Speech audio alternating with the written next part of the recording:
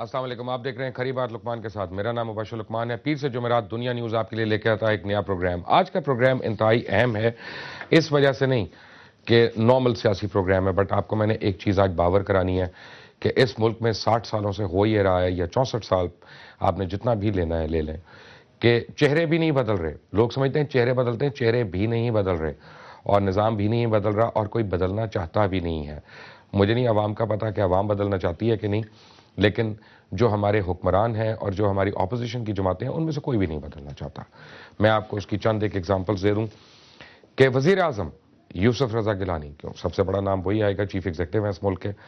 وزیر اعظم یوسف رضا گیلانی ضیاء الحق کی مجلس شورا کے رکن رہے، اور ضیاء الحق کے ریفرینڈم کی انہوں نے بھرپور حمایت کی، اور پھر مسلم لیگ میں رہے، اور اس کے بعد پاکستان پیپلز پارٹی کو جوائن کر کے آج پاکستان کے وزیر اعظم ہیں. بابر اعوان کا تعلق جنرل ضیاء الحق فاؤنڈیشن سے تھا، اور وہ اس کے لیے بھرپور کام کرتے رہے. اس کے علاوہ مسلم لیگ جیم کے ساتھ، یعنی جنیجو کے ساتھ ان کا تعلق رہا، اور آج پیپلز پارٹی کا سرگرم کارکن ہے، بلکہ رہنما ہے. آصف علی زرداری، صدر آصف علی زرداری کے والد حاکم علی زرداری عوامی نیشنل پارٹی سندھ کے صوبائی صدر رہے، اور 1977 کے فوری بعد انہوں نے پیپلز پارٹی کی بھرپور مخالفت کی، بھرپور قسم کی مخالفت کی، اور اس کے بعد پیپلز پارٹی کے خلاف انتہا کی بیان بازی بھی کی. ڈاکٹر فردوس عاشق اوان، ان کا تعلق پاکستان مسلم لیگ کاف سے رہا، اور اس سے پہلے مسلم لیگ کی مخصوص نشست پر قومی اسمبلی کی رکن بھی منتخب ہوئیں، اور اب پاکستان پیپلز پارٹی کے لیے وزیر اطلاعات ہیں. ہنا ربانی کھار شوکت عزیز کی کابینہ میں وزیر مملکت رہی ہیں، اب پاکستان پیپلز پارٹی کی حکومت میں وزیر خارجہ ہیں. ڈاکٹر حفیظ شیخ شوکت عزیز دور میں وزارت خزانہ کے ساتھ منسلک رہے، اور اب پاکستان پیپلز پارٹی کے دور میں وزیر خزانہ ہیں. حسین حقانی میاں نواز شریف کے لیے کام کرتے رہے، اور آئی جی آئی کے قائم کردہ میڈیا سیل کے کوارڈینیٹر تھے، اور جس نے 90 کی دہائی میں بے نظیر بھٹو شہید کی انتہائی کیریکٹر اسیسینیشن کی. یعنی اگر میں آپ کو وہ چیزیں ابھی سامنے لا کے دکھا دوں تو بحیثیت انسان، صرف محترمہ کے فالوور کی حیثیت سے نہیں، بحیثیت انسان بھی ہمارے سر شرم سے جھک جائیں گے. اور اسی پاکستان پیپلز پارٹی نے اسی حسین حقانی کو پاکستان کا سفیر بنا کر امریکہ میں تعینات کر دیا. میاں منظور بٹو نے اپنے کریئر کا آغاز تحریک استقلال سے کیا، اس کے بعد یہ مسلم لیگ چٹھا اور مسلم لیگ جناح میں رہے. 2002 کے الیکشن میں مسلم لیگ کاف کا حصہ بن گئے، اور اب پیپلز پارٹی کے سرگرم رہنما ہیں. سردار آصف احمد علی مجلس شورا میں رہے، اور اس کے بعد مسلم لیگ جین میں یعنی جنیجو میں سرگرم رہے، اور آج کل پاکستان پیپلز پارٹی کے ساتھ منسلک ہیں. میر ہزار خان بجرانی 1990 میں نگران کابینہ کے وزیر تھے. 1997 میں میر ہزار خان بجرانی پاکستان پیپلز پارٹی شہید بھٹو گروپ، یعنی محترمہ گنوا بھٹو جس کو ہیڈ کری ہیں، ان کی طرف سے الیکشن لڑتے ہوئے میر عمران خان، جن کا تعلق تھا پاکستان پیپلز پارٹی سے تھا، ان کو شکست دی. میر ہزار خان بجرانی موجودہ پیپلز پارٹی کی کابینہ میں وزیر بھی ہیں. بیگم سیدہ عابدہ حسین کا تعلق پاکستان مسلم لیگ نواز اور پاکستان مسلم لیگ کاف کے ساتھ رہا، اور یہ نواز شریف کے دور حکومت میں کابینہ میں وزیر بھی رہیں، اور اس سے پہلے 90 کی دہائی میں امریکہ میں سفیر بھی رہیں، اور خود بیگم عابدہ حسین نے محترمہ بے نظیر بھٹو کی ذات گرامی کے اوپر انتہائی شدید وار بھی کی ہے، اور آج کل پیپلز پارٹی کی سینٹرل ایگزیکٹو کمیٹی کی رکن ہے. اشرف سونا موجودہ حکومت میں پاکستان پیپلز پارٹی کی طرف سے وکیل رہے، اس سے پہلے ان کا تعلق جماعت اسلامی سے تھا. اور تو اور اس سے پہلے کہ ہم بریک لیں، میں آپ کو بتاتا چلوں کہ شہید ذوالفقار علی بھٹو ایک انتہائی بڑے آمر ایوب خان کی کابینہ کے وزیر رہے، اور ایوب خان کو وہ کہا جاتا ہے کہ ڈیڈی بھی کہا کرتے تھے. بدلتا ہے رنگ آسماں کیسے کیسے. جب ہم بریک سے واپس آئیں گے تو ہمارے ساتھ پاکستان پیپلز پارٹی کی رہنما فوزیہ وہاب ہوں گی، پاکستان مسلم لیگ نواز کے جناب صدیق الفاروق صاحب ہوں گے، اور پاکستان تحریک انصاف کے عمر چیمہ صاحب ہوں گے، اور یہ ہمیں بتائیں گے کہ عنقریب کون اپنی سیاسی وفاداریاں کس مقصد کے لیے تبدیل کرے گا. Take a break. Welcome back from the break. اور بریک پہ جانے سے پہلے آپ کو میں بتا رہا تھا کہ پچھلے اتنے سالوں میں 6 دہائیوں میں پاکستان کے جو سیاسی پس منظر ہے اس میں شکلیں بھی نہیں بدلیں، اس میں رولز بدلتے رہے ہیں، چاہے وہ سول انتظامیہ ہو، چاہے وہ فوجی انتظامیہ ہو، اور تو اور اگر آپ ڈپارٹمنٹس کے اندر میں آپ کو لے جانا شروع ہوں تب بھی آپ کو پتہ چلے گا کہ جتنے لوگوں نے کرپشن کی ان کو موقع دیا گیا کہ وہ یہاں سے فرار ہوں، وہ یہاں سے بھاگیں یا اپنی جائیدادیں اور اپنی لوٹی ہوئی رقم جو ہے اس کے اوپر عیاشیاں کرتے رہیں۔ میں یہاں پہ ابھی اگر میں لسٹ بتانا شروع ہو جاؤں تو پروگرام کا دورانیہ ختم ہو جائے، لیکن جب آپ بریک پہ گئے تھے اور آپ ایڈز دیکھ رہے تھے تو محترمہ فوزیہ وہاب نے کہا کہ صرف ایک سائیڈ کی سٹوری سنا رہے ہو، دوسری سائیڈ کی آپ بتا دیں۔ شکریہ، آپ نے مجھے اپنے پروگرام میں بلایا اور میں یہاں لڑنے نہیں آئی ہوں، لیکن جب آپ یہ پوری فہرست سنا رہے تھے تو اس میں آپ کو میاں نواز شریف صاحب کا بھی تذکرہ میں اس کرنا دن چاہیے بیمار تھا جب اپنا میاں نواز شریف کا نام آیا تھا۔ آپ بتائیں، آپ بتا دیں۔ لیکن دیکھیے سب کو معلوم ہے وہ پہلے تحریک استقلال میں تھے، پھر تحریک استقلال سے وہ پی ایم ایل جے میں گئے، جنیجو صاحب کے ساتھ تھے، اور پھر ساری دنیا نے دیکھا کس طریقے سے انہوں نے پاکستان مسلم لیگ کو اپنا نواز گروپ بنایا، سب کے سامنے ہوا تھا how he high Jack that party, اور پھر اس کو اپنا کر کے اپنے نام سے یہی لوگ اپنا محترم صدر صاحب کے متعلق بھی کہتے ہیں کیا کہ how he hijack the party. No he hasn't نہیں، میاں نواز شریف صاحب۔ بسم اللہ الرحمن الرحیم۔ مبشر لقمان صاحب، میں انٹرو کے وقت یہاں نہیں تھا لیکن آپ نے مجھے مہربانی کر کے بتا دیا۔ میں عرض کروں گا کہ اگر پاکستان میں بار بار مارشل لا نہ لگتے اور یہاں جمہوری اور آئینی نظام کا تسلسل ہوتا تو جو پارٹیاں یا جو لیڈرز ناکام ہوئے وہ رفتہ رفتہ سیاسی سین سے ہٹتے چلے جاتے، لیکن ہوا یہ کہ مارشل لا آیا اور اس نے لوگوں کو شہید بنا دیا، اور مارشل لا کے دوران ہی اور مارشل لا کے خاتمے کے بعد پھر وہ ایسے کون سے لوگ ہیں جن کو شہید نہیں کہلانا چاہیے؟ میں یہ سمجھتا ہوں، آج لیٹس بی آنسٹ ٹوڈے، میں بالکل ایمانداری سے، بالکل، یعنی جو لوگ انہیں اقتدار ملے اور وہ اس ملک کے لیے اصلاحات نہ کر سکیں، مثلا ضیاء الحق کو آپ شہید کہیں گے یا نہیں؟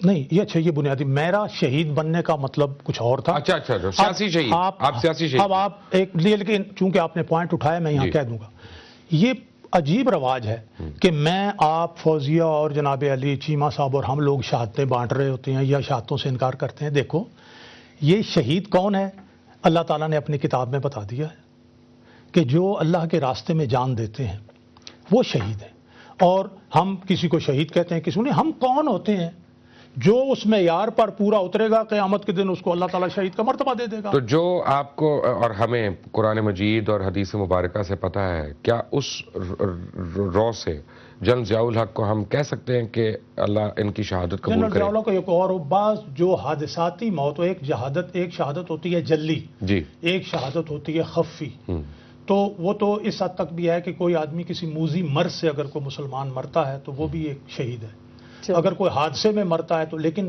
وہ جو شہادت ہے نا اللہ کے راستے میں لڑتے ہوئے جان دے دینا، وہ اعلیٰ شہادت ہے، اس کے مقابلے میں باقی لوگ جو ہیں وہ تو کوئی۔ لیکن ایک بات یہ صحیح کہہ رہی ہیں کہ میاں نواز شریف کی ہم نے ایک تصویر دیکھی تھی جب جنرل ضیاء الحق کا جنازہ جا رہا تھا، انہوں نے کہا کہ میں ان کا مشن آگے لے کے چلوں گا، بالکل کہا۔ پھر محترمہ بے نظیر بھٹو کی شہادت کے وقت انہوں نے کہا کہ میں محترمہ کا مشن آگے لے کے چلوں گا۔ اب محترمہ کے اور جنرل صاحب کے مشن میں قدرے فرق ہے، تو اب یہ پتہ کرنا پڑے گا کہ میاں صاحب کا کیا مشن تھا۔ میں عرض کروں، جی، جنرل ضیاء الحق کے وقت جو ایک کشمکش چل رہی تھی اس میں بلا شبہ ہم سب لوگ رائٹسٹ، میں اپنے اسٹوڈنٹ لیڈر سے لے کے، میں اسٹوڈنٹ لیڈر تھا اس وقت سے لے کے، ایک پولرائزیشن تھی رائٹ اور لیفٹ کی، تو رائٹ ونگ جو تھا وہ جنرل ضیاء الحق کے ساتھ تھا اور لیفٹ جو تھا وہ دوسری طرف پیپلز پارٹی اور کچھ لوگ، اس میں ایک یہ بات تھی۔ اور نواز شریف صاحب جو ہیں ان کی لیڈرشپ جو ہے وہ گریجولی آگے آئی ہے، یعنی وہ خاندان جو سیاسی ہی نہیں تھا 73 جب نیشنلائزیشن ہوئی اس کے بعد وہ سیاست میں آیا، تو جیسے انہوں نے بتایا بالکل تحریک استقلال، لیکن تحریک استقلال سے پھر وہ بڑی باقاعدگی سے استعفیٰ دے کے تو پھر وہ انڈیپینڈنٹ الیکشن لڑے، وہ چیف منسٹر بنے، پھر مسلم لیگ بنی، پھر یہ جو مسلم لیگ جنیجو ہے یہ تو بہت بعد میں چٹھا صاحب نے کھڑی کی، ورنہ مسلم لیگ تھی اور نواز شریف صاحب جو تھے وہ آئی جی آئی کے نہیں، لیکن جنیجو صاحب کی بڑی کنٹریبیوشنز ہیں، بڑے قابل احترام، بالکل بہت سب قابل احترام احترام کرتے ہیں، شخص سب تھے۔ احترام کرتے ہیں ان کا۔ میں یہ عرض کروں گا کہ جیسے آپ نے یہ ذکر کیا، نہیں، انہوں نے ضیاء الحق کے سامنے کھڑے ہو گئے تھے، وہ جیسے آپ نے ذکر کیا نا کہ ذوالفقار علی بھٹو صاحب اسٹیبلشمنٹ کے ساتھ آئے، لیکن جب موقع آیا تو انہوں نے ملک کو آئین بھی دیا اور وہ کھڑے بھی ہوئے. جب نواز شریف صاحب بھی اسٹیبلشمنٹ کے ساتھ ہے, جب آپ موقع آیا تو آپ نے دیکھا 93 میں. تو اب آپ کو یعنی اعتراض نہیں ہوگا اگر عمران خان اسٹیبلشمنٹ کے سہارے آئیں اور ایک نیا آئین دے دیں اس ملک کو, تو پھر آپ بھی ایگری کریں گے؟ ایک دو باتیں جی جلدی سے. نہیں میرے مطلب ایکسیپٹ کر لیتے ہیں نا, عمران کو بھی موقع دے دیتے ہیں. تو اب 1973 کا ہے جی, اگر اسے توڑیں گے یا خراب کریں گے. اتنی ترمیمیں ہم کر چکے ہیں. ترمیم ٹھیک ہے نا, میرا مطلب ہے ترمیم کر لیں گے, چلیں کر لیں گے. ترمیم ہو سکتی ہے. عمران کی طرف سے ایک ترمیم بھی لے لیں اس گے. آئین نے ہی پارلیمنٹ کو اختیار دیا ہے کہ آپ اسٹیبلشمنٹ کے سہارے آپ بھی آ جائیں تاکہ یہ بھی ایک ریکارڈ ہمارا خراب نہ ہو جائے, کہیں بغیر اسٹیبلشمنٹ کے کوئی آ جائے اوپر. تو بہت شکریہ. دیکھیں جس طرح آپ نے شروع میں بھی بات کی کہ 64 سال کے اندر اگر ہم دیکھیں تو یا ہمیں فوجی آمروں کا دور نظر آتا ہے یا پھر اسٹیٹس کو کی وہ جماعتیں کہ جنہیں بار بار موقع ملتا رہا لیکن وہ اپنی نااہلی اور کرپشن کی وجہ سے انہوں نے اپنے آپ کو سیاسی شہید کلوائی, جیسا صدیق الفاروق صاحب نے کہا, اور چہرے جو ہے بدل کر آگے لائے گئے لیکن نظام میں کوئی تبدیلی نہیں آئی. اور اس کی ایک بنیادی وجہ یہ تھی کہ آپ یہ دیکھیں کہ جو لوگ جو اسٹیٹس کو کے سہارے جو ہے اقتدار میں آئے, اقتدار پہ قابض ہوئے, اور پھر ان جماعتوں کے اندر اگر آپ دیکھیں کہ وہ لیڈر, ان کی جو لیڈرشپ تھی, جب اس نے خود قانون اور آئین کی دھجیاں اڑا دیں, کرپشن کے جو ہے ریکارڈز بنا دیے, تو پھر کسی طور پہ بھی جو ہے تبدیلی جو ہے ناممکن تھی. کیونکہ آپ کے سامنے تبدیلی دو ہی طریقوں سے آ سکتی ہیں, یا اسٹیبلشمنٹ کے کندھوں پہ چڑھ کے یا عوامی جو ہے سپورٹ کے ساتھ. اور پاکستان تحریک انصاف کی 15 سالہ جو سیاسی جدوجہد ہے وہ قوم کے سامنے کہ ہم نے اپنی ایک زیادہ جدوجہد نہیں ہے, 15 سال میں ہی رہے ہیں. 15 سال بھی بہرحال ایک ڈٹے رہے, اب آ کے کوئی ریکگنیشن ہوئی ہے اس جلسے کے بعد, اپنے اصولوں پہ رہے, کہیں کمپرومائز نہیں کیا, کیونکہ اس کی بڑی واضح جو وجہ تھی, بنیادی دیکھیں جو بنیادی وجہ تھی 1999 میں کیا, جب یہ انہوں نے ہاتھ بٹایا پرویز مشرف صاحب, وہ تو محترمہ بے نظیر بھٹو نے بھی مبارکباد دی تھی پرویز مشرف صاحب کو, انہوں نے تو مٹھائیاں بٹوائی تھیں, آپ لوگوں نے بھی بانٹی تھی. اور آپ کے میں نے ایسے جو نام پڑھے, ایک منٹ فوزیہ باب صاحبہ, ان کو چھوڑ دیں, یہ تو طفل مکتب ہے نا آپ لوگوں کے سامنے, آپ لوگ کھڑپینچ ہیں اصل میں, کئی 100 سال سے آپ مکتب کیا ہوتا ہے, اپنا بچے ہیں نا ابھی تو سیاست میں. اچھا, ایسے بھی تو آپ کی جماعت میں رہنما ہے, آپ نے بھی خدا کو جان دینی ہے. آپ میں ایک منٹ, آپ نے بھی خدا کو جان دینی, مجھے صرف ایک سچ بول کے بتائیں, ایسے رہنما ہیں آج جنہوں نے یعنی شہید بھٹو صاحب کی جب شہادت ہوئی تو مٹھائیاں بھی بانٹی, اور آج آپ لوگوں کی صفوں کے درمیان ہے. دکھ نہیں ہوتا ان کو دیکھتے ہوئے, غصہ نہیں میں کہوں گا, دکھ نہیں ہوگا. دیکھیے جی, یہ اس ملک کی سیاست کی ایک ریالٹی ہے کہ ہم نے یہاں پر راتوں رات دیکھا ہے کہ مسلم لیگ پارٹی جو ہے وہ ریپبلکن پارٹی میں تبدیل ہو گئی. اس وقت تک تو مارشل لاء بھی نہیں آیا تھا. صدیق الفاروق صاحب نے بڑی مہربانی کی, ایک تھوڑا سا پردہ ڈال دیا ہمارے سیاستدانوں پہ کہ انہوں نے کہہ دیا کہ جی فوجیوں کی وجہ سے, فوجی انٹرونشن کی وجہ سے یہ صورتحال رہی. لیکن یہ ایک فیکٹ ہے ہمارے ہاں, خاص طور پہ جس خطے میں ہم رہتے ہیں, یہاں پر کوئی بھی شخص کنسسٹنسی سے یا تواتر سے, تسلسل سے کسی کے ساتھ رہا نہیں ہے. اور یہاں پر بڑی لوکل لیول کی انٹرسٹ جو ہوتے ہیں وہ آپ کو موٹیویٹ کرتے ہیں اور آپ کی سیاست کو گائیڈ کرتے ہیں. یہاں پر اصول نہیں ہے, یہاں پر پیراڈائمز نہیں ہے, یہاں پر فلسفی نہیں ہے. تو ایک منٹ, تھوڑی سی ذمہ داری آپ کو قبول کرنی پڑے گی نا, کیونکہ پاکستان پیپلز پارٹی بہرحال اس ملک کی سب سے بڑی سیاسی جماعت ہے. جی بالکل. تو اگر باقی سارے غلطیاں کر رہے ہیں تو کچھ آپ کی ذرا زیادہ غلطیاں نہیں, ہماری نہیں غلطیاں نہیں ہیں. ہم تو اگر آپ اس کو غلطی کی نظر سے دیکھ رہے ہیں تو میں اس نظر سے دیکھ رہی ہوں کہ ہماری پارٹی میں اتنی بڑی گنجائش ہے, اتنی ہم اپنے دل میں لوگوں کے لیے جینیروسٹی رکھتے ہیں یا اسپیس رکھتے ہیں کہ اگر کوئی ہمارے پاس آ جاتا ہے تو ہم اس کو کھلے ہاتھوں سے اس کو قبول کرتے ہیں اور اس کو اپنے ساتھ ایڈجسٹ کرتے ہیں. یہ ہے صدیق الفاروق صاحب جو آج کا موضوع ہے, میں اس پر ذرا واپس آ رہا ہوں کہ میں پوائنٹ بلینک آپ تینوں کو, چلے میں کہہ رہا ہوں, میں کسی ایک کو یہ نہیں کہہ رہا کہ یہ اس میں نہیں ہے اور آپ اس میں نہیں ہے, آپ اس میں نہیں ہے, کہ جتنی بھی سیاسی لوگ ہیں, لگتا یہ ہے کہ آپس میں باریاں لگی ہوئی ہیں, لگتا یہ ہے کہ بندر بانٹ ہوئی بھی ہے, اور جب کوئی کسی اور کو لانا ہوتا ہے تو اس کو کنگز پارٹی میں تبدیل کر دیا جاتا ہے اور وہ برسر اقتدار آ جاتا ہے, اور 3-4 سال کر کے کھا پی کے اس کے بعد دوبارہ سے جو سٹیک ہولڈرز ہیں وہ آ جاتے ہیں. دیکھیے مبشر لقمان صاحب, اگر یہ जिस तरह से आपने ये पूरा तज्जिया पेश किया है 64 साल का, उसमें बज़ाहिर तो ये नज़र आएगा कि ये बारियां लगी हुई हैं, लेकिन मैं ये अर्ज़ करूँगा कि अगर ये बारियां हैं भी तो ये बार बार के मार्शल लॉ ही की वजह से। मुझसे पूछा है कई दफ़ा, बल्कि एक दो चैनल्स पे प्रोग्राम के, पाकिस्तान का मुस्तकबिल आपके ख्याल में कैसा है। मैंने ये कहा कि अगर यहाँ फ़ौजी क़यादत ने सियासत पर या मुल्क की हुकूमत पर कब्ज़ा न किया तो पाकिस्तान बचेगा, और अगर उन्होंने कब्ज़ा किया अब तो पाकिस्तान नहीं रहेगा। वैसे नहीं कर रहे ना, नजर आ रहा है। वो ब्लेड मार मार के यकीन दिलाएं आपको, क्या करें? अब उनको जितने मौके मिले वो नहीं आए ना ऊपर, आप उनको दे दें क्रेडिट इस बात का। मैं इस वक्त तक तो क्रेडिट देंगे नहीं, इस वक्त तक नहीं, बुग़्ज़ ना रखें थोड़ा सा। कोई बुग़्ज़ नहीं, कुछ मैं ये अर्ज़ करूंगा कोई मालूम नहीं होता भाई, किसका मालूम है? नहीं, एक मिनट मैं आपको बताता हूँ, एक सेकंड। मुबश्शिर साहब देखिए, एक बात हमारी सियासत में ये तो आपको मानना पड़ेगा कि उसूल नहीं है, यहाँ पर बड़े छोटे छोटे मुफादात हैं, और हमारी ये सोसाइटी जो है वो इस तरह की बन गई है कि हम बड़ी चीजों की तरफ नहीं देखते हैं। बड़ी मफाद की वजह से बरतरफ किया गया था, उसको बरतरफ नहीं किया गया था, उसने इस्तीफा दिया था। वो तो अब एक ही बात है ना, मुझे दुनिया टीवी निकालेगा थोड़ी, यानी ऐसे मजबूर कर सकता है कि मैं कहूँ अच्छा जी मैंने नहीं करना काम। जब उन्होंने इस्तीफा दे दिया तो फिर जाहिर है जब आपने वजारत जैसी चीज पर इस्तीफा दे दिया तो यही समझा गया कि अब ये गालिबन अपनी जो सियासी ओहदा है उस पर भी नहीं चलना चाहेंगी। तो इससे पहले कि वो आपकी मुखालफत क्यों इतनी हो रही थी पार्टी में जब आप इतलात और नशरियात की आप सेक्रेटरी थी? हो सकता मैं एक खास तौर पे खवातीन एक अच्छी सेक्रेटरी ना हो। नहीं, अपना क्यों हो रही थी, आपके ख्याल में क्यों हो रही थी? I may not be a good efficient information secretary, हो सकता है। Were you, in your opinion? In my opinion, I was the best. You were the best. Yes. So and I still think the chairperson of Pakistan People's Party, in your opinion, made a wrong choice. No. ये देखिए ना, ये मेरी opinion है। आपकी opinion के मुताबिक कह रहे हो ना? नहीं, देखिए मेरी ओपिनियन में मैंने अपना काम किया।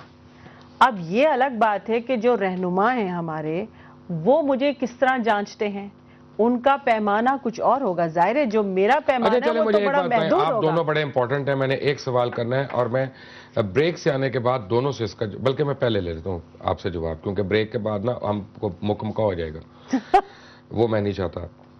आपको भी पता है कि आपकी पार्टी के काफ़ी सीनियर अराकीन जो हैं उनके ऊपर करप्शन के इल्ज़ामात लग रहे हैं फॉर गवर्नेंस। आपको भी पता है कि आपकी पार्टी के इंतहाई सीनियर लोगों पे और उनकी औलादों पे करप्शन के बेपनाह इल्ज़ामात लग रहे हैं। क्या आप लोगों में कभी इतनी हिम्मत हुई है कि अपनी पार्टी की इसी मीटिंग में आप खुल के कहें कि वज़ीर आज़म साहब आपके और आपके साहबजादों पे ये इल्ज़ामात लगे, मियाँ साहब आपके साहबजादे पे ये इल्ज़ामात लग रहे, जवाब दें? कभी करते हैं ऐसा ताकि हमें भी पता हो ना?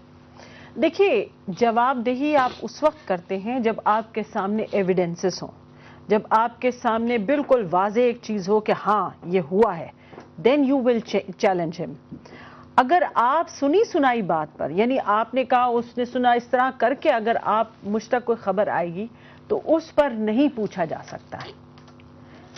जब कोई इल्जाम लगाए करप्शन का, ये मार्जिन्स आपने चौधरी परवेज अली को नहीं ना दिए थे? नहीं, मैं उनसे मेरा कोई ताल्लुक नहीं। आप लोग इल्जामात लगाने वक्त नहीं, हम इल्जामात लगाने, देखिए हमने देखा हमारे लीडर, एक minute, let me complete, let me Mubashshir, जी सॉरी, हमने देखा है कि हमारी लीडरशिप पे बेपनाह इल्जामात लगे लेकिन कोई इल्जाम साबित नहीं हो सका।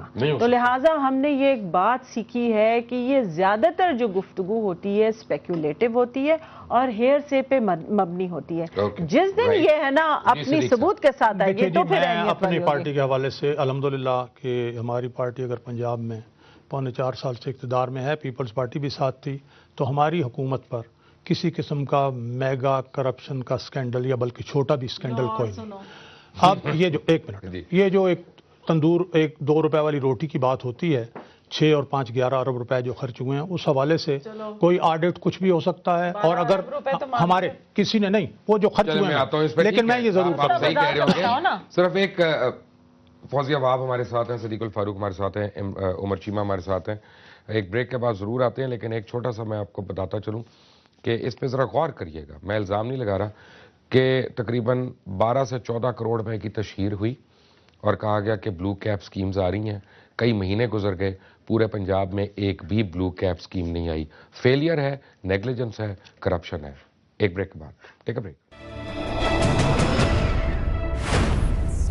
Welcome back from the break. Umar Cheema साहब, कोई उम्मीद है कि आप लोग बगैर इस्टेब्लिशमेंट के अब तब्दीली ले आएंगे और उन चेहरों को कि जो कि मुख्तलिफ हुकूमतों की जीनत बने रहे वो आप उनको दूर रख सकेंगे पाकिस्तान तहरीक इंसाफ से? अवश्य, जैसे मैं आपसे पहले भी गुजारिश कर रहा था कि हमारी जो 15 साल की जो एक सियासी जद्दोजहद तो है, इसमें हमारी कोशिश भी यही है कि हम अवामी सपोर्ट के साथ निज़ाम की तब्दीली के लिए जो हम जद्दोजहद कर रहे हैं उसको जो है पाए तकमील तक पहुँचाएँ। जहाँ तक आपने बात की पुराने चेहरों की, तो यकीनन बहुत से ज़रूरी नहीं कि सारे ही करप्ट लोग हैं, अच्छे लोग भी हैं दूसरी जमातों के अंदर। तो ऐसे लोग जो बाकिरदार हैं, जो करप्शन में मुलवस नहीं रहे, उनको यकीनन हम वेलकम करेंगे। लेकिन ये क्या वजह है कि अभी मुझे पता चला है कि पाकिस्तान पीपल्स पार्टी के कुछ लोग आपको ज्वाइन कर रहे थे, आप लोगों ने इनकार कर दिया? देखिए, मैंने आपसे जैसे पहले भी गुजारिश की कि हमने सिर्फ उन्हीं लोगों को हम वेलकम कर रहे हैं जो बाकिरदार हैं, जो करप्शन में मुलवस नहीं है, जो हमारे हमारा जो जद्दोजहद जो है करप्शन के खिलाफ उस एजेंडे से जो लोग मुत्तफिक होते हैं। अपील करें ना कि सिर्फ बाकिरदार और करप्शन फ्री वोटर हमें वोट दें ताकि आप 450 वोटों के साथ घर चले जाएं। अब इनके पूरी कौम में देखें, बड़ी बुनियादी सी चीज है कि देखें, चाइनीज एक प्रोवर्ब है कि fish rots from the top. अगर ऊपर लीडरशिप, जो लोग लीडरशिप रोल के अंदर है, अगर वो सॉरी ये असेंबली तो नहीं है ना, और हमसे बारी बारी में बोल लेंगे हम क्यों? वो असेंबली में सारों का जो दिल करे। एक मिनट तो आपके पास बारी आ जाएगी उसके बाद। उसने एक सवाल मतलब वो अभी बात तो खत्म कर लेना, वो बात तो खत्म कर लें, उनके मुंह में जुबान है, उसका कोई मकसद है, बोलने दें उनको। जी, मैं आपसे ये गुजारिश कर रहा था कि जो लोग लीडरशिप रोल में आना चाहते हैं, उसकी ख्वाहिशमंद हो, उनको कम से कम जो है बाकिरदार और खास तौर पर जब हम करप्शन के खिलाफ जंग लड़ रहे हैं तो उन्हें कम से कम करप्शन में इन्वॉल्वमेंट उनकी नहीं होनी चाहिए। अच्छा, अब ये इसी हवाले से हमने अपनी पार्टी, एक फैक्ट है ना, मसलन सदर साहब की एग्जांपल लेते हैं, जो सबसे ज्यादा टारगेट होते हैं, आसिफ अली जरदारी साहब के 11 साल वो जेल में भी रहे, 11 साल मुशर्रफ दौर में भी, मियां साहब के दौर में भी उन पे संगीन तरीन मुकदमात चलाए गए। अब अगर आपका कानूनी या जस्टिस सिस्टम, मैं कहूंगा आप क्योंकि यही एग्जांपल दे सकते हैं ना इसके बाद, कि उसमें डेफिशिएंसीज हैं और वो बचते रहे, तो जब तक एक आदमी कन्विक्ट नहीं होता और अदालत उसको नहीं कहती कि ये मुजरिम है, तब तक मुझे और आपको क्या हक है कि हम उसको करप्ट करें? ये भी तो हमारा इखलाकी आप देखें वशर, हम तो पहले दिन से ये जद्दोजहद करेंगे, आज़ाद अदलिया होनी चाहिए, इंसाफ सबके लिए एक होना चाहिए। हमारी किसी के साथ भी कोई जाती लड़ाई नहीं, और ना ही हम कोई ऐसी नफरत के साथ तक जाना चाहते हैं, क्योंकि हदीस है कि किसी से इतनी नफरत ना करो, दुश्मन से भी ना करो कि तुम इंसाफ ना कर सको। और दूसरी जो बात आप कर रहे हैं, जो दोनों जमातों की हम जो बात कर रहे हैं, ये वो दोनों, अगर इन पे जो इल्जामात जो करप्शन के हैं, या इनकी हुकूमतें जो वैसे भी 2-3 दफा जो घर भेजी गई, वो करप्शन की चार्जेस, लेकिन कोई एविडेंस आप देखें, सही कह रही है ना। बात ये है कि आज ये दोनों जो जमातें हैं, ये भी क्लेमेंट्स हैं कि बड़े चैंपियन क्लेम करते हैं कि जी हमने अदलिया आजाद करवाई। तो आज जब अदलिया आजाद है तो वो देखें, वो जो सारे सुकुम थे, जो भी आजाद है। अगर मुझे जरा एक minute, let me ask you categorically. मुझे पता है इफ्तिखार चौधरी साहब मुझे हो सकता है इस बात पे हाजिरी देके बुलवा लें, लेकिन कौन सी अदलिया आजाद है? असल अदलिया तो वो है जिसका मेरे जैसे या आम आदमी का ताल्लुक पड़ता है लोअर कोर्ट्स में। कौन सी आजादी? वहां तो वकील जाके जजों को मार देते हैं और अपनी मर्जी के फैसले करा लेते हैं। ये आजादी है जहां 15 लाख केस पेंडिंग है 22 साल में। मुझे बताएं, इसको आजादी कहते हैं? आप देखें, एक कम से कम जो ऊपर जो आला अदलिया है उसके अंदर तो उसकी आज़ादी इंश्योर हो गई है। ये और बात है कि अब उसका जो ट्रिकल डाउन नीचे इफेक्ट आना था, यानी कि जुडिशल रिफॉर्म्स के जरिए उसके अंदर जो असल जो जहां पे पॉलिसीज जहां पे आनी थी, वहां पे जब कॉम्प्रोमाइजेस हो गए तो फिर वो इफेक्ट वहां पे नीचे तक तो नहीं आएगा। देखें, मैं आपसे ये बात कर रहा था कि आज जो ये दोनों क्लेमेंट बनते हैं आजाद अदलिया के, आप भी जानते हैं कि सिस्टम की खराबियों की वजह से जो एडजर्नमेंट्स ली गई, कभी हेल्थ इशूज के ऊपर, कभी कुछ, आप जरदारी साहब के बात कर रहे थे, आप मुझे बताएं जिस दिन से वो हमारे सदर में उनके वो तमाम बीमारियां भी खत्म हो गई हैं, जिसके वो खुद सर्टिफिकेट से अदालतों में पेश करते रहे। इसी तरीके से जो दूसरे जो लीडर हैं सिद्दीकुल फारूक साहब के सदर में, मुझे बताएं आज भी खत्म हो जाएंगी। मैं आपको यकीन दिला रहा हूं, रेफरेंसेस पेंडिंग पड़े हुए 4.5 कॉरिडोर में चल के तो देखे ना, बड़ा नशा है उसका। जी मैं ये कह रही थी कि ये कह रहे हैं कि बाकिरदार लोगों को लेकर आएंगे। बाकिरदार करने का क्या तरीका होगा कि ये वाकई में बाकिरदार है? ये क्या आप किस तरह तयन करेंगे? उन्होंने एक कमेटी बनाई है ना जी, तश्कील दी है जो हर एक को यानी छानबीन करेगी, जैसे एक सेनेट इन्वेस्टिगेटिंग कमेटी होती है यूएस में। चलें, जैसे स्टार्टिंग पॉइंट, चलें अप्रिशिएट करें, आप भी कमेटी बना लें। अगर आप लोगों ने भी कमेटीज बनाई होती तो ये जाली डिग्रियों वाले करप्ट लोग आपकी पार्टी पे रिप्रेजेंट ना कर रहे होते। दूसरे, आप एस्टैब्लिशमेंट का जिक्र कर रहे हैं, پیپلز پارٹی کا کب سے ہے نا اسٹیبلشمنٹ سے تعلق ہو گیا. اس حکومت میں تو تعلق ہی اسٹیبلشمنٹ سے آپ کا. یاد رکھیے کہ جتنی آپ کی دوستی اس وقت اسٹیبلشمنٹ سے. علی بھٹو کی لڑائی اسٹیبلشمنٹ سے تھی اور اسٹیبلشمنٹ نے ہی ان کو پھانسی چڑھایا تھا.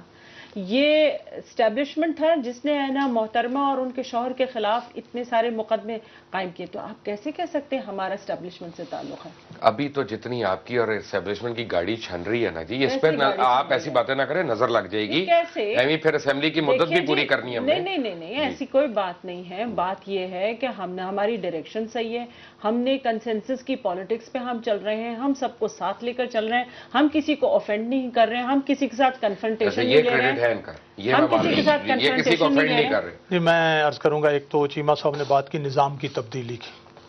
نظام کیا, یہ جو آئینی نظام ہے اس سے ہٹ کے کوئی صدارتی نظام لانا چاہتے ہیں, یہ کیا ہے؟ نظام تو موجود ہے, اصل آئین اور جمہوریت کا مسئلہ ہے. اگر مارشل لا ہے, انہوں نے کہا جی کہ کرپشن پہ ان کی حکومتیں گئی, یعنی مارشل لا والے آئے تو پرویز مشرف نہیں چلے لے لیتے ہیں. کون سا یہاں کرپشن کو ختم کیا؟ تھانوں میں سے لوگوں کو اٹھایا اور اٹھا کے وفاقی کابینہ کا وزیر بنا دیا. تو یہاں جن حکومتوں کو بھی نکالا گیا, جن پارٹیوں کو, کوئی میرٹ پر نہیں اور کوئی میرٹ پر فیصلے. پھر انہوں نے کہا جی سٹیٹس کو کی ہیں پارٹیاں. مسلم لیگ نون اور نواز شریف تو سٹیٹس کو کے نہیں تھے. پہلی دفعہ وزیر اعظم بنے, سب سے پہلے اکانومی کی بات تھی. تھوڑا سا مجھے ٹائم دیں گے. Open market economy Nawaz Sharif نے یہاں متعارف کروائی. غلط. نواز شریف نے یہاں ایئرپورٹس بنائے. نواز شریف نے یہاں چونگی کا نظام کا خاتمہ کیا. نواز شریف نے پہلی دفعہ یہاں ایسی ریفارمز ایگریکلچر کی کہ ہمارا ملک سیلف سفیشینٹ پر ایکسپورٹ بھی ہوا. نواز شریف صاحب نے یہاں کسٹمز اور ان کی جو کی. نواز شریف صاحب نے یہاں جناب گوادر بندرگاہ اور موٹر ویز بنائے. ایسا ماحول پیدا کیا کہ بیرون ملک جو اوورسیز پاکستانی سے انہوں نے یہاں آنا شروع کیا. پھر ایک سازش ہوئی اسٹیبلشمنٹ کی کہ پھر غلام اسحاق خان کے ذریعے جو کچھ کیا. اور غلام اسحاق خان کیا کہتے تھے کہ میں تمہیں بے نظیر صاحبہ کے خلاف کیسز لا کے دیتا ہوں اور تم یہ کہتے ہو کہ یہاں جو ہے قانون ہونا چاہیے. اسٹیبلشمنٹ آپ دونوں اس بات پہ متفق ہیں؟ کس چیز کے؟ اسٹیبلشمنٹ سازشیں کرتا ہے تب اسٹیبلشمنٹ نے کی ہے. ملک کے 2 ٹکڑے بھی اسٹیبلشمنٹ کی وجہ سے ہوئے. ایک بریک لیتے ہیں, لیکن بریک پہ جاتے جاتے میں ایک بات بتا دوں کہ اصل میں ہماری تاریخ 1971 کے بعد نہیں شروع ہوئی, 1947 میں شروع ہوئی تھی. اور جو الیکشنز ہوئے تھے وہاں پہ شیخ مجیب الرحمان جو تھے, انہوں نے سوائے ایک کے ایسٹ پاکستان میں تمام نشستیں جیتی ان کی جماعت نے, اور ویسٹ پاکستان میں بھی ووٹس لیے. ان کو اسٹیبلشمنٹ نہیں, ان کو بھٹو صاحب اور دیگر سیاسی لوگوں نے دور کیا. اور اس کا تو جواب یہی دیں گے, بٹ ایک بریک کے بعد. Take a break. Welcome back from the break. اور بریک پہ جنس پہلے آپ باتیں سن رہے تھے فوزیہ وہاب, صدیق الفاروق اور عمر چیمہ کی. آپ کو میں ایک بات بتا دوں کہ 1970 کے الیکشن کا جو رزلٹ تھا, عوامی لیگ جو تھی اس کو 39% ووٹ ملے تھے اور پاکستان پیپلز پارٹی کو 18% ووٹ ملے تھے. اور وہ کوئی اسٹیبلشمنٹ کے سر پہ چڑھ کے نہیں ووٹ لیے تھے عوامی لیگ نے. صدیق الفاروق صاحب صحیح کہہ رہا ہوں غلط کہہ رہا ہوں؟ پیپلز پارٹی نے بھی نہیں لیے تھے. نہیں, آپ جو بات کر رہے ہیں یہ درست ہے. میں نے یہ تو نہیں کہا کہ آپ نے لیے, نہیں تھی. میں نے تو نہیں کہا. میں کہہ رہا ہوں کہ جو آپ لوگ پہلے باتیں کر رہے تھے کہ صرف اسٹیبلشمنٹ سے ووٹ لے کے آتا ہے آدمی, وہ صحیح نہیں تھی. میں نہیں, آپ کا نقطہ نظر. میں جواب دوں؟ جی بسم اللہ. میں یہ عرض کروں گا کہ بلا شبہ اس وقت بھی ایک چیف مارشل لا ایڈمنسٹریٹر جو یہ کہتا تھا کہ میری 3 ٹوپیاں ہیں, میں صدر بھی ہوں, چیف مارشل ایڈمنسٹریٹر بھی ہوں, وزیر اعظم بھی ہوں, اس کی حکومت تھی. اور بنیادی طور پر میں پھر جسے عام تو اسٹیبلشمنٹ کہا جاتا ہے, یہ پوری فوج اسٹیبلشمنٹ نہیں, یہ پوری فوج تو بیچارہ روزگار کا سلسلہ ہے. وہ جو انہیں کہتے ہیں ڈسپلن کے تحت وہ اس پر عمل کرتے ہیں. یہ 2-4 لوگ ہوتے ہیں. تو وہ یا خان اور اس کی کابینہ میں ذوالفقار علی بھٹو صاحب کو پتہ ہے نائب وزیر اعظم اور وزیر خارجہ تھے. تو میں یہ کہوں گا ان کے مولوی کے ذوالفقار علی بھٹو صاحب نے تو جب مجیب الرحمان کے خلاف کارروائی ہوئی. جی میں نے ایک بات کرنی ہے, میرے پاس صرف چند منٹ ہیں. جی میں نے ایک بڑی ضروری بات کرنی ہے, لیکن یہ بات تو رہ گئی. یہ بات تو رہ گئی. میں یہ کہنا چاہتا ہوں کہ بنیادی طور پر اسٹیبلشمنٹ نے پاکستان مارشل ایڈمنسٹریٹر نے پاکستان توڑا. مثلا یہ جو ہے نا, میرے سے بڑے لوگ پوچھتے ہیں ذاتی طور پہ کہ عمران خان کا جو جلسہ تھا مینار پاکستان والا, اس کا کیا فائدہ یا نقصان ہے.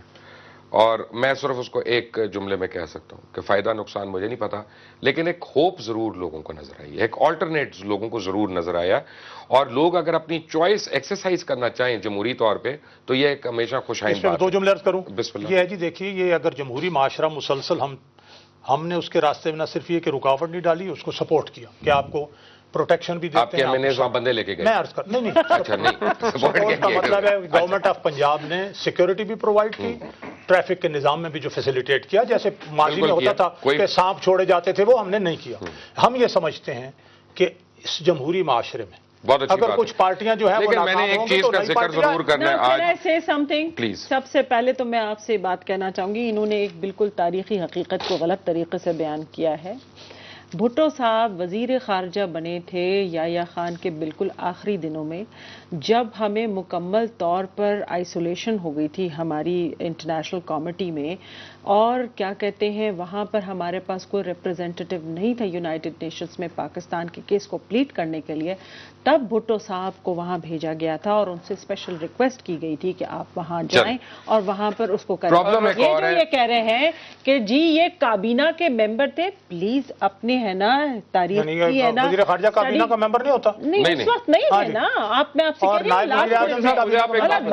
हूँ दोनों शख्सियात और दूसरी एक और बात, I have not completed पूरी शुरू में मैं बोल रहा था तो मुझे आप दोनों ने नहीं बोलने दिया। मेरे पास 3 मिनट है, मुझे 3 मिनट एक बड़ी से समथिंग जी। इन्होंने कहा कि इनके दौर में, पहले दौर में ओपन मार्केट इकोनॉमी का आगाज हुआ। मेरी इनसे गुजारिश है जरा तारीख को फिर से चेक करें। सोवियत यूनियन का जब ब्रेकअप हुआ है तो उसके बाद मार्केट इकोनॉमी हर जगह आई है। ओके, पाकिस्तान में याद रखिए केबल सिस्टम, मैं सिर्फ ये बात कर रहा हूँ केबल सिस्टम कि मुझे पाकिस्तान के सियासतदानों से और पाकिस्तान के काफी अपने मीडिया के लोगों से भी एक बात पे बड़ा शिद्दत से एतराज है कि हमें सिर्फ अपने मुल्क में बुराई नजर आती है। मैं आपको एक बड़ी छोटी सी चीज दिखाना चाह रहा हूँ, गो ये नॉर्मली किया नहीं जाता but I want to show it. ये एक मैगजीन है, पता नहीं आपकी नजर से गुजरा है कि नहीं, सलाम पाकिस्तान। सलाम पाकिस्तान गुज़िश्ता कोई 15 इश्यूज से अभी तक मुसलसल मुतवातिर रेगुलरली हर इशू में ना सिर्फ ये निकाल रहा है, सक्सेसफुली निकाल रहा है, बट इसमें सिर्फ सक्सेस स्टोरीज हैं पाकिस्तान की, उन नौजवानों के मुतालिक है जिन्होंने कोई ना कोई अचीवमेंट की है, उन चीजों के मुतालिक है जिस पे हर पाकिस्तानी को फख्र हो सकता है, उन ग्रेट लोगों के बारे में है कि जो पाकिस्तान के हकीकी यानी सिटीजन्स हैं और पाकिस्तान को ओन करते हैं और पाकिस्तान की फलाह बहबूद और इज्जत और बका के लिए वो मेहनत कर रहे हैं।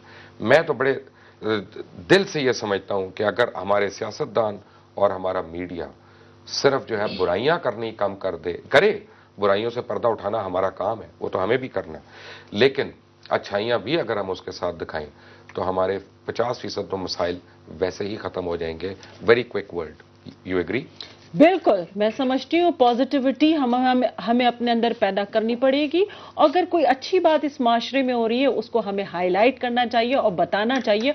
और मैं यह आपको बता दूं, मेरा अपना ज़ाती तजर्बा भी यही है, पाकिस्तान के लोगों में जितनी पॉजिटिविटी है, जितनी भाईचारगी है, जितने एक दूसरे के साथ सुलह मोहब्बत है, मेरे ख्याल में दुनिया के किसी और खित्ते में नहीं मिलेगा। हमें माजी की गलतियों से सबक सीखना चाहिए, अपने आप पर तनकीद करते हुए पाकिस्तान में जितनी ताकतें हैं, पाकिस्तान में जितनी सलाहियतें हैं और हमारी कौम में जितनी सलाहियतें हैं, उन सब का एतराफ़ करते हुए उनसे फ़ायदा उठाना चाहिए इस मुल्क और कौम के लिए। उमर चीमा साहब, देखिए लीडरशिप का पे जिम्मेदारी होती है कि लीडरशिप अपने जो है अपने अमल से ये जो है लीडरशिप का मैसेज तो नीचे जाना चाहिए, वो यही कि पॉजिटिविटी के साथ साथ जो है कानून और आइन की जो हम बालादस्ती की बात करते हैं, जब तक अपने ऊपर लागू नहीं करेंगे तब तक आप किसी से डिमांड नहीं कर सकते कि दूसरा भी जाए। राइट। मैं बताना चाहता हूँ चलते चलते कि सलाम पाकिस्तान के चीफ एडिटर जो हैं वो खावर अजहर सफ़ीर हैं, मैनेजिंग एडिटर नासिर असलम राजा हैं और एसोसिएट एडिटर महविश यज़दानी हैं। सलाम पाकिस्तान के इस इशू के ऊपर मैं आपकी सारी टीम को मुबारकबाद पेश करता हूँ। अंटिल टुमारो, अल्लाह हाफिज़।